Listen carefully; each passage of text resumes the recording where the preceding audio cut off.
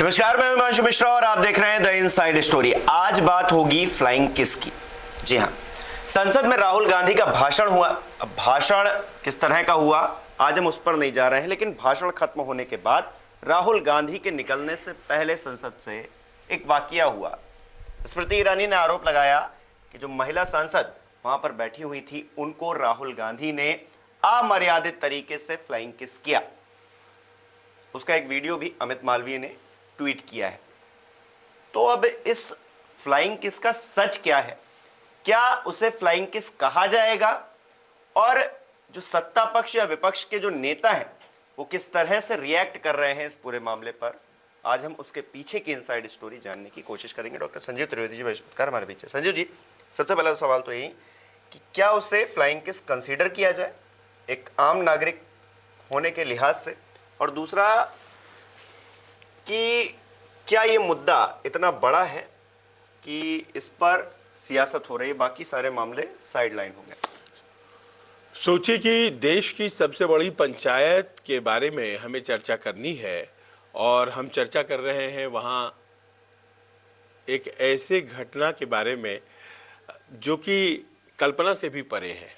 विषय उसका जो है, भाई इसीलिए मैंने कहा शुरुआत में कि हम लोग राहुल गांधी ने कैसे भाषण दिया, क्या किया, कुछ नहीं, फ्लाइंग किस पर चर्चा हो रही है। और अजीब है क्योंकि मैं वहाँ मौजूद था और जो माहौल था उसमें आप कह सकते हैं कि इसके बारे में कोई सोच भी नहीं सकता था कि इस तरह के एलिगेशन लगेंगे और एलिगेशन की सच्चाई क्या है, उसकी सत्यता क्या है। अभी तक चूंकि दूसरा पक्ष हमारे सामने आया नहीं है, राहुल गांधी का पक्ष, तो हम लोगों को वो स्पष्ट बात अभी तक समझ में नहीं आई है। और दूसरा ये भी है कि वो जो वीडियो है जिसकी बात आप कर रहे हैं उसमें क्लैरिटी नहीं है। देखिए, राहुल गांधी खड़े हुए भाषण देने के लिए, तो सत्ता पक्ष में एक भी सांसद नहीं था जिसने खड़े होकर के भाषण के बीच में टीका टिप्पणी नहीं की। और क्या मंत्री, क्या सांसद, सरकार की तरफ से करीब करीब सब। और ये भी लग रहा था कि ये सब कुछ सोच करके ही किया जा रहा है, क्योंकि भाषण राहुल गांधी देंगे और बड़ी प्रतीक्षा की जा रही थी उस भाषण की, लेकिन उन्हें डिस्टर्ब करना है उसकी भी तैयारी थी। और ये होता है, ये कोई ऐसा नहीं है कि नई बात है। जब सरकार में कांग्रेस थी और विपक्ष का भाषण होता था तो सरकार वाले डिस्टर्ब करते थे। ऐसा नहीं है कि जानबूझ करके बीजेपी वाले कर रहे हैं या कांग्रेस वाले नहीं करते थे।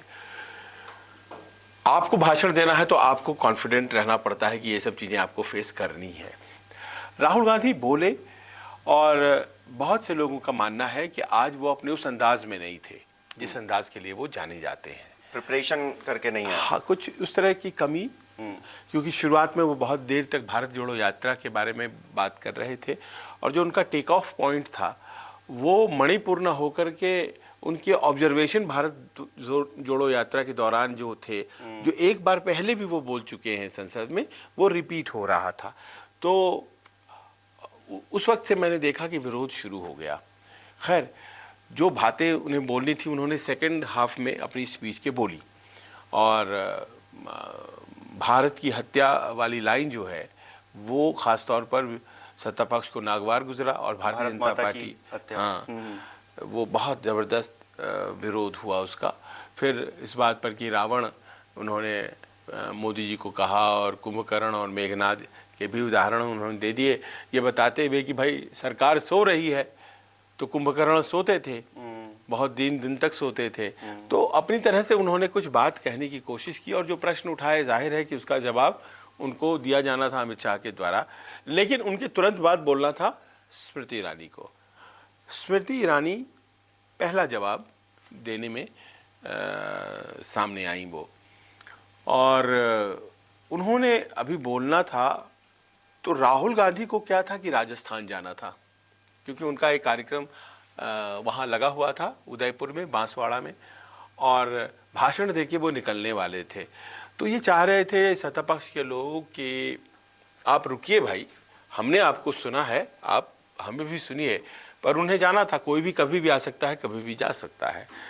तो कुछ हंगामा जो हो रहा था, वो कंक्लूडिंग पार्ट में थे अपने भाषण के, कुछ हंगामा जो हो रहा था, उस हंगामे के दौर में ये दिखा कि उन्होंने अधीर रंजन जो उनके ठीक आगे बैठते हैं और कांग्रेस के नेता हैं संसदीय, उनको नीचे बैठाया और एक जेस्चर उन्होंने स्पीकर की तरफ किया, एक जेस्चर उन्होंने स्पीकर की तरफ किया है, किसी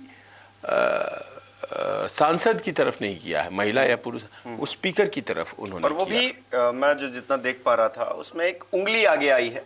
हाँ, तो वो उस उंगली को आप वो क्लैरिटी कैसे है कि हाँ, नहीं है। हाँ। और इसलिए मैं ये कह रहा हूं कि मतलब हो सकता है कि उन्होंने फ्लाइंग किस किया हो सकता है नहीं किया हो, लेकिन जब तक कि उनका पक्ष सामने नहीं आ जाता है तो कह नहीं सकते हैं, क्योंकि बड़ा हेजी था वो। कुछ लोग कह रहे हैं कि वो बोलने को लेकर शायद बोल रहे थे, वो कि हमें बोलने नहीं दिया जा रहा है या फिर हंगामा हो रहा है। बहुत हंगामा चल रहा था, बहुत ज्यादा हंगामा, बहुत टीका टिप्पणी चल रही थी। और उस बीच में वो मतलब उनकी आवाज जो है वो गायब भी हो जाती थी। एक चीज और हम आज देख पा रहे थे, और वो ये था कि कैमरा अमूमन जितनी देर रहना चाहिए स्पीकर पे उतना देर नहीं रह रहा था, वो अध्यक्ष महोदय के ऊपर आ जाता था। जो बोलने वाला है राहुल गांधी, उस पे कम होता था और स्पीकर पे ज्यादा हो जाता था। यानी कि हम लोग स्पीकर को देखते थे और सुनते राहुल गांधी को। हाँ। ये हो रहा था टीवी पे, और सामने से तो इतना आप देखेंगे, जो दर्शक दीर्घा होती है, पत्रकार दीर्घा होती है, वहां से देखने में कुछ क्लैरिटी नहीं होता है। वहीं पर एक टीवी भी लगा होता है। जैसे क्रिकेट स्टेडियम में आप जाते हैं तो आप मैदान में मैच साफ देखने के लिए टीवी देखना पड़ता है, कुछ उसी प्रकार वहां भी होता है। तो ये स्पष्ट नहीं है। पर अभी तक चूंकि राहुल गांधी की तरफ से इस पर प्रतिक्रिया आई नहीं है, क्या वो कल सुबह आएगी जब वो हाउस में आएंगे या नहीं आएगी पता नहीं, लेकिन बहुत क्लियर कट फ्लाइंग किस उन्होंने किया हो ऐसा दिखा नहीं। पर ठीक है, इस बारे में और क्या कह सकते हैं, ये अजीब बात है, क्योंकि जो प्रश्न मणिपुर पर उन्होंने उठाए वो जाहिर है वो ज़्यादा महत्वपूर्ण थे। विपक्ष के नेता हैं, उनकी अपनी जो समझ है उस हिसाब से उन्होंने सवाल खड़े किए, उसका जवाब भी अमित शाह ने दिया और प्रधानमंत्री अपने भाषण में देंगे। लेकिन जो महिलाएं निकली उसके बाद, महिला सांसद, वो बहुत नाराज थी। अच्छा, अब राहुल गांधी पे आते हैं। राहुल गांधी के भाषण को कितने नंबर 10 में से, आज के भाषण को किस तरह से देखा जाए? राहुल गांधी उस फॉर्म में तो नहीं थे, ये हर कोई कह रहा है, लेकिन माहौल के हिसाब से, क्योंकि उनकी संसद में वापसी हुई थी, वो इतना संघर्ष करके और दोबारा संसद में पहुंचे, क्या उन्होंने एक्सपेक्टेशन जो कांग्रेस की भी और अब तो सिर्फ कांग्रेस की नहीं, इंडिया अलायंस की भी, उसको पूरा किया क्या? अगर मुझसे कहेंगे तो नहीं किया, क्योंकि आज की जो स्पीच उनकी होने वाली थी, ये स्पीच की जो रीच थी वो मैक्सिमम दुनिया भर में जो भी इंडियंस हैं और जो ताल्लुक़ रखते हैं यहाँ की सियासत से, यहाँ के पॉलिटिकल डेवलपमेंट्स को ट्रैक करते हैं, पूरे भारत में जितने लोग हैं जो मोदी समर्थक हों या कांग्रेस समर्थक हों, सब उस स्पीच को देख रहे थे और इंतज़ार कर रहे थे। तो राहुल गांधी के पास एक ऐसा मंच था आज जिसमें वो जो बोलते मैक्सिमम लोगों तक पहुंचता। इसीलिए बड़े, और आप जानते हैं संसद में जो टाइम अलॉटमेंट होता है वो आपकी पार्टी की स्ट्रेंथ के अनुसार होता है। अगर आपके पास 10 सांसद तो आपके पास कुछ मिनटों का समय, आपके पास 50 सांसद तो 1-8-1.5 घंटे का समय, आपके पास 100 सांसद तो हो सकता है 2 घंटे का समय, आपके पास 300 सांसद तो जाहिर है 7-8 घंटे का समय। तो आपके पास सांसद कम है अभी कांग्रेस के पास, और कांग्रेस के लीड स्पीकर को सबसे ज़्यादा समय मिलना है, लेकिन बाकियों को भी मिलना है। गोगोई कल बोले और उन्होंने अच्छा बोला, उन्होंने पॉइंट्स रखी, वो खुद वहाँ गए भी थे, राहुल गांधी भी गए थे वहाँ मणिपुर। तो उन्हें बहुत पॉइंटेड तरीके से, बहुत शार्प तरीके से अपनी बातें, अपनी पार्टी की बातें रख देनी थी। पर वो कुछ उस अंदाज में बोलने लगे जिसमें कि समय की पाबंदी नहीं होती है। जैसे आप कई बार भाषण देते हैं तो समय की पाबंदी नहीं होती है, तो वो कुछ उस अंदाज में बोलने लग गए। उस अंदाज में बोलने के क्रम में वो शुरुआत में भारत जोड़ो यात्रा के बारे में बातें करने लग गए, और ये लगा लोगों को कि शायद उन्हें विषय पर आ जाना चाहिए था शुरुआती 2-3 मिनटों के बाद, लेकिन ऐसा नहीं हो पाया।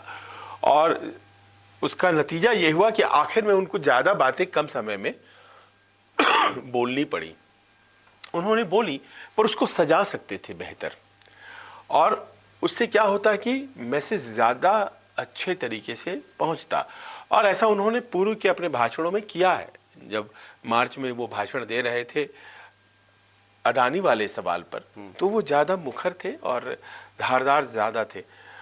Weather he was out of practice, हाल के दिनों में उन्होंने भाषण कम दिया है, वेदर पॉलिटिकल एक्टिविटीज़ कम हो रही हैं, वेदर उनका जो शेड्यूलिंग था पार्टी की तरफ से जो किया गया है कि कल बोलने वाले थे, फिर आज नहीं बोलने वाले थे, और प्रधानमंत्री कल बोलेंगे तो प्रधानमंत्री के ठीक पहले बोलने वाले थे, फिर अचानक से तय हुआ आज ही बोलेंगे, राजस्थान के बाद बोलने वाले थे, राजस्थान के पहले बोल गए। ये शेड्यूलिंग का भी मुझे लगता है जो स्ट्रैटेजी मेकर्स हैं कांग्रेस के, नेता वो गड़बड़ कर गए। एक नेता के लिए उसकी अपनी जो बात उसको रखनी है, जिस तरह से अब विपक्ष में है तो सत्ता पक्ष को घेरना है, अगर वो आप नहीं कर पा रहे हैं, मैं फिर उसी बात पे आ रहा हूँ कि आप वोट में उस चीज़ को, अपनी बातों को, अपने संघर्ष को नहीं कन्वर्ट कर पा रहे हैं, लोगों को नहीं समझा पा रहे हैं, तो फिर आप गांधी परिवार से हों या फिर आप चाय बेचते हो, आप कोई भी हो,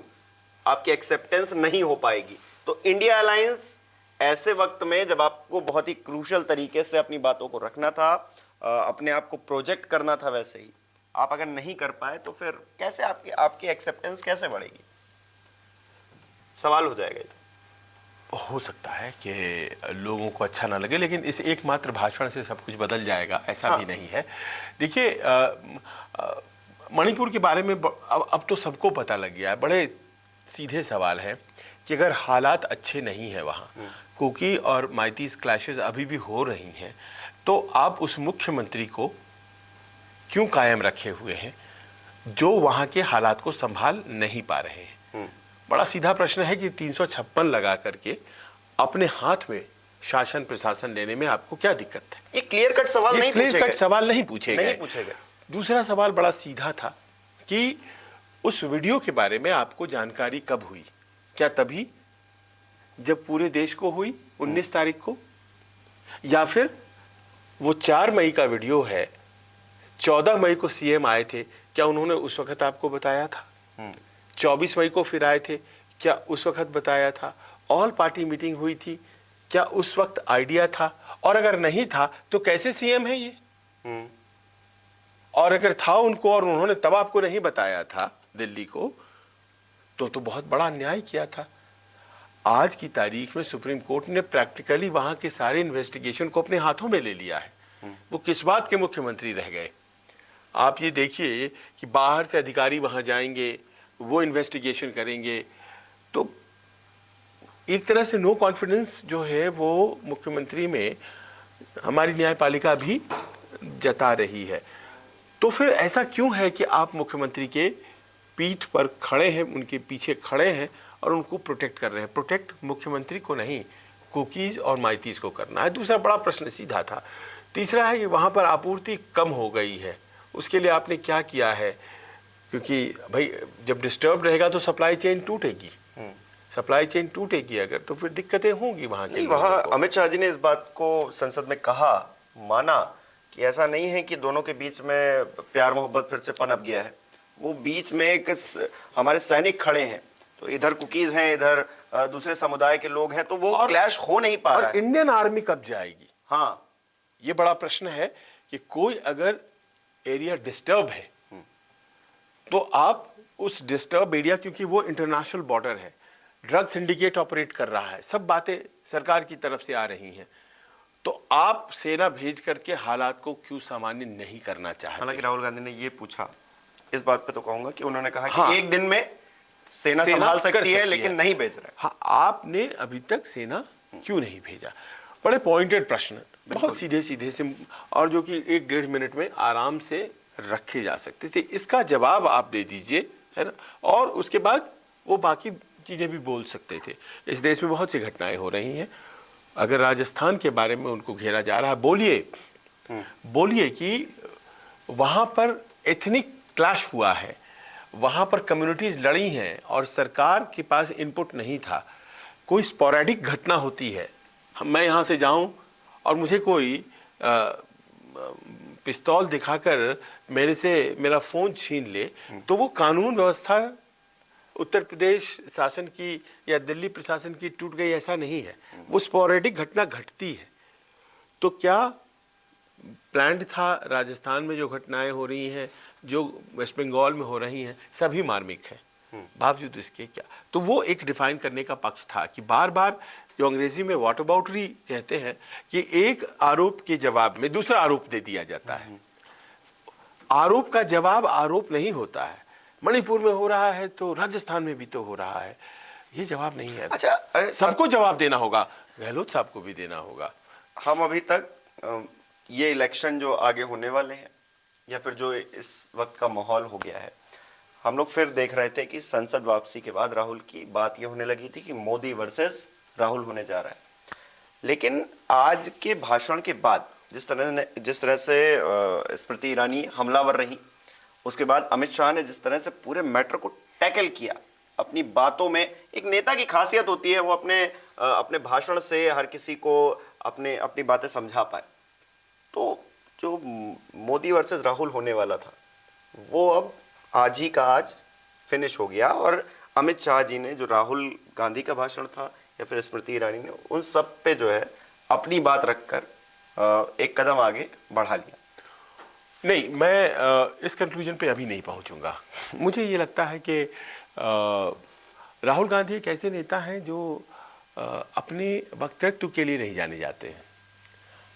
अपनी भाषा, अपनी ओरेटरी, ये मोदी जी की ताकत है, राहुल गांधी की ताकत नहीं है। राहुल गांधी की ताकत है उनकी संजीदगी, उनकी ईमानदारी, और गलत को गलत कह देने की उनकी ताकत। और एक स्पीच के ख़राब हो जाने से शायद वो ये चीज़ें प्रभावित उतनी नहीं होती हैं। ये मानता हूँ कि स्पीच अच्छी नहीं थी, पर ये सब चीज़ें प्रभावित नहीं होती हैं। लिहाजा चीज़ों को सुधारने का अवसर भी मिलता है। नहीं, क्योंकि आज राहुल गांधी ने भाषण दिया, आज राहुल गांधी का भाषण इतना ओजस्वी होता कि कल सब तुलना करते कि मोदी जी ने जो भाषण दिया उसकी राहुल से तुलना करिए।